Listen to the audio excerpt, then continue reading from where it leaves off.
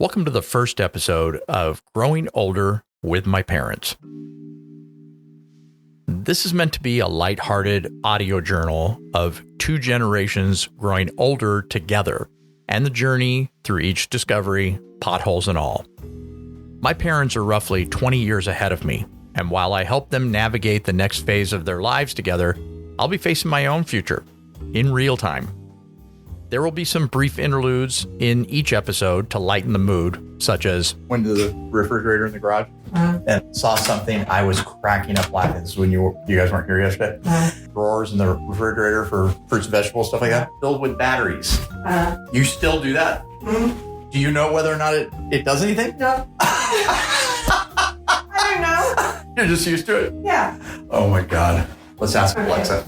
Alexa, should I keep batteries in the refrigerator? According to an Alexa Answers contributor, most battery makers recommend keep batteries in a clean, dry environment. Oh my God. To give you an indication of situations that I have to draw on, my mom has a beautifully decorated home. But if you open a closet or cupboard, you'd better be wearing a helmet. She likes garage sales. My mom's sister is 6.5 years older than her, roughly. And she's so secretive about things. My mom has never seen the home that my aunt has lived in for nearly 20 years, maybe more. And she lives 5 minutes away. And they're close. My mom is so stubborn that she will not bring it up to her when she talks to my aunt several times a day. And they still do things together a couple times a week, but she won't say a word, maybe at her funeral. My dad spends way too much time in his man shed. Yes, it's a shed, where he watches TV and gets high for hours. He has always had a hamster bladder, so he pees in a Minute Maid juice bottle and empties it outside of his shed. And that's just for starters.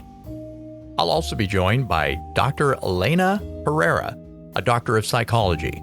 She'll give her opinion on things as they occur, and she may have personal experience to share as well. The entire point of this is to let others know that they are not alone. It's uncharted territory for most of us. Hopefully, we'll create some kind of dialogue and have listeners join us on this ride. I'm wide open for input, and your own experiences will be more than welcomed. My mom had a stroke over a year ago. While it thankfully wasn't physically debilitating, there were still significant effects, namely a few minor strokes. My mom has visibly lost a step. That's the best way I can put it. She's not as sharp mentally. She has a tiny bit of slurred speech thanks to the stroke. She's a bit more forgetful, and I can tell you that she's afraid of having a major stroke. It's understandable. We have a great dialogue about her situation, and we have regular discussions about how she's doing, how her medication is making her feel, and her concerns.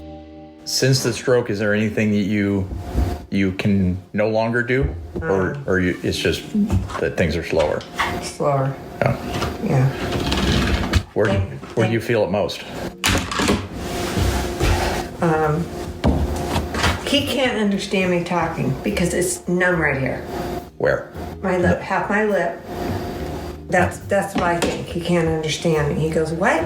Oh. Well, the thing that you've been saying is because of the stroke. A lot of it has always been there. Oh. where you think faster than your mouth can move. Yeah. That's always been there. Okay. But it's funny. Oh God. So when did you have the stroke? The first one on Pam and Pete's anniversary. And what is that? July 11/7 last year. Okay. July 11 or 11/11? 7/11. 7. Okay. I used to tease Pam, and that's Sabrina and Dave's anniversary too. I used to think, did you guys get married on that date? Because you thought you could never remember the date? Maybe they got married on that day because they got free Slurpees. Yeah. Was there anything that you're not doing anymore because of the stroke? I don't need to know your sex life. Oh, no.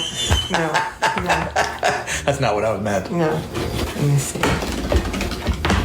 I don't think so, Rick. So you're still doing line dancing? I still could. As you could tell, she was clearly doing something while we were talking. In this particular case, she was working on some arts and crafts stuff. So she was cutting material with a roller thing. I don't know. So that's what you were hearing. And in the future, the recordings that I make, you will hear background noises as we're just going about day-to-day normal life. You know what I've noticed? I have to do the math or look at a map, but you've never left off more than 2 or 3 miles off a lane. Right. Your entire life. Right. It's amazing. Mm-hmm. And where I moved before the Aunt Josie's duplex, it was off of Williams Road. Your dad and me lived there for about 3 or 4 months when we first got married. You did? It was I didn't know that. Yeah, it was a... so technically, fourplex. I lived there too. Yeah. Fourplex. Yeah. A fourplex. Really? Yeah. I didn't know that. And then I was going to Nani's one day, and I was passing by, and I didn't know which duplex Aunt Josie owned. She owned 2 of them. And I didn't know which ones. And I saw the rent sign, and I said, Mom, I want to know which one Aunt Josie owns. And then after I lived there 3.5 years, and I touched up all the paint holes and everything, Rick, had it all immaculate, shampooed the rugs, puttied every hole that I hung something. And I said, Aunt Josie, I have it all clean for you to come and look at. Honey, I trust you. No, please, will you come over and look at it? No, trust me. Recently, my parents surprised the crap out of me when they asked if I would move in with them for a little while to help them get unstuck. My words, their sentiment. They are both 74 years old, and they're still very active, although they have both steadily slowed down a little bit in recent years, physically and mentally. But they're not even close to being confined indoors. They both still drive. My dad still rides his motorcycle. I just turned 55. When they asked if I would move in and help them, my first reaction was, hell no, I can't do that.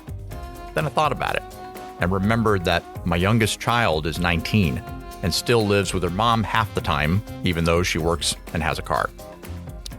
I own a small marketing, design, web development type firm, and thanks to a recent worldwide pandemic, I work remotely. I'm divorced and currently, and absolutely on purpose, unattached relationship-wise. It quickly dawned on me that I actually could do this. It's the only time in my adult life that I could.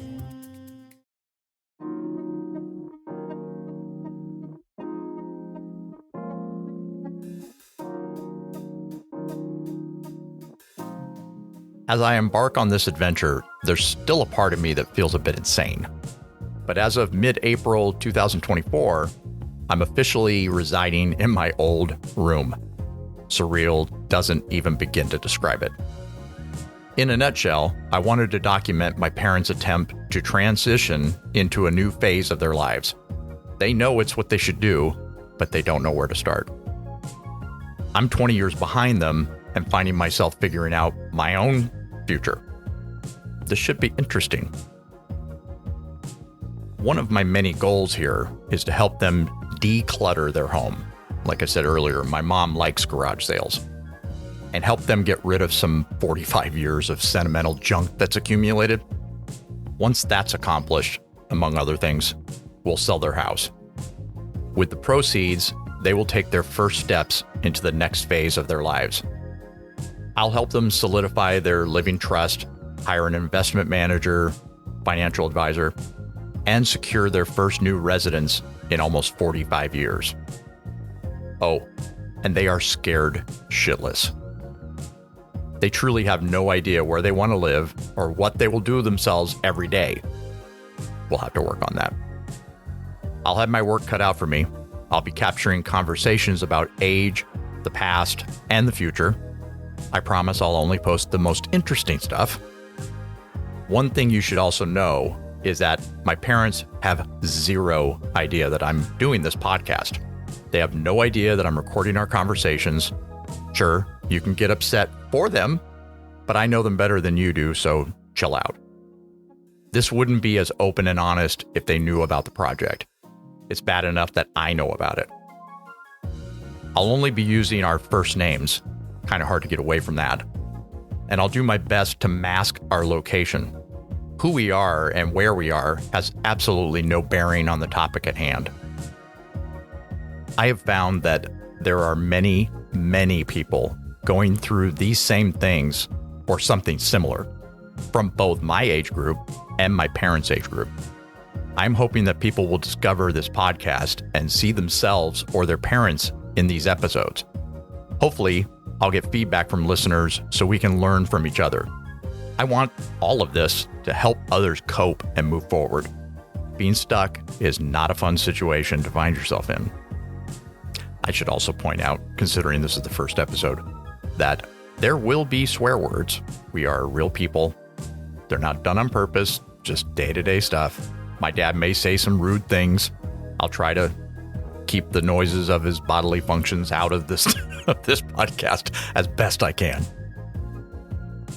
Thanks for listening to this first episode, and I hope I explained it well enough. I'm sure I'll get this thing dialed in eventually, hopefully sooner than later. Until next time, this is Rick, and this is Growing Older with My Parents.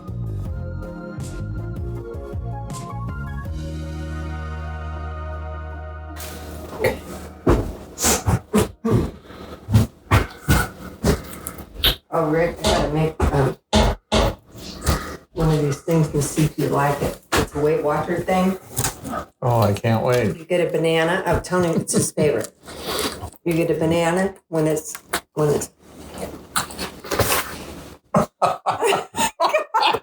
Screw you guys. Shit.